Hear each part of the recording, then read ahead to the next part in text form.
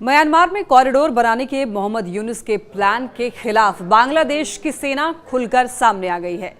सोमवार 26 मई को बांग्लादेश की सेना के प्रवक्ता ने दो टूक कहा कि बांग्लादेश के सशस्त्र बल ऐसे फैसलों में शामिल नहीं होंगे जो देश की राष्ट्रीय सुरक्षा को नुकसान पहुंचा सकते हैं।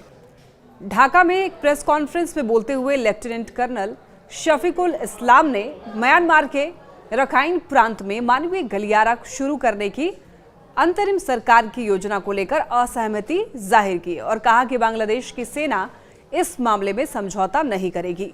लेफ्टिनेंट कर्नल इस्लाम ने यह कहा कि सेना गलियारे, राष्ट्रीय सुरक्षा और राष्ट्रीय संप्रभुता से जुड़े हुए मुद्दों पर समझौता नहीं करेगी।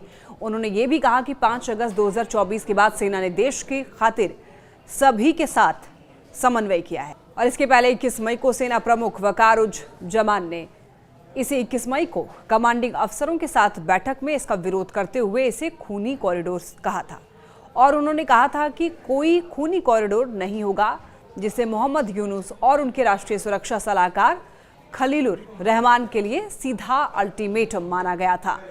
खलीलुर रहमान इस गलियारे के लिए जोर लगा रहे हैं जिसके तहत म्यांमार के रखाइन प्रांत के साथ चटगांव को जोड़ने के लिए योजना बनाई जा रही है। इस गलियारे की असल योजना अमेरिका ने बनाई है। सेना को आशंका है कि ये गलियारा बांग्लादेश के लिए सुरक्षा चुनौती बन सकता है क्योंकि अराकान सेना जैसे नॉन स्टेट एक्टर को भी शामिल किया जाना है जो म्यांमार जुडा के साथ सशस्त्र संघर्ष में शामिल है।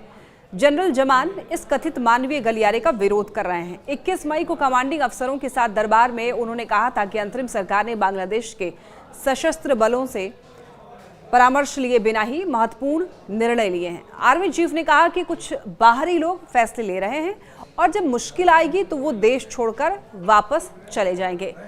देखिए, गौरतलब है कि बांग्लादेश के NSA खलीलुर रहमान अमेरिकी नागरिक हैं। बांग्लादेशी आर्मी चीफ के सख्त संदेश के बाद में खलीलुर रहमान ने सफाई पेश की और कहा था कि अंतरिम सरकार गलियारे के लिए अमेरिका या चीन के दबाव में नहीं है। उन्होंने बताया कि इस बारे में संयुक्त राष्ट्र के साथ चर्चा हुई है।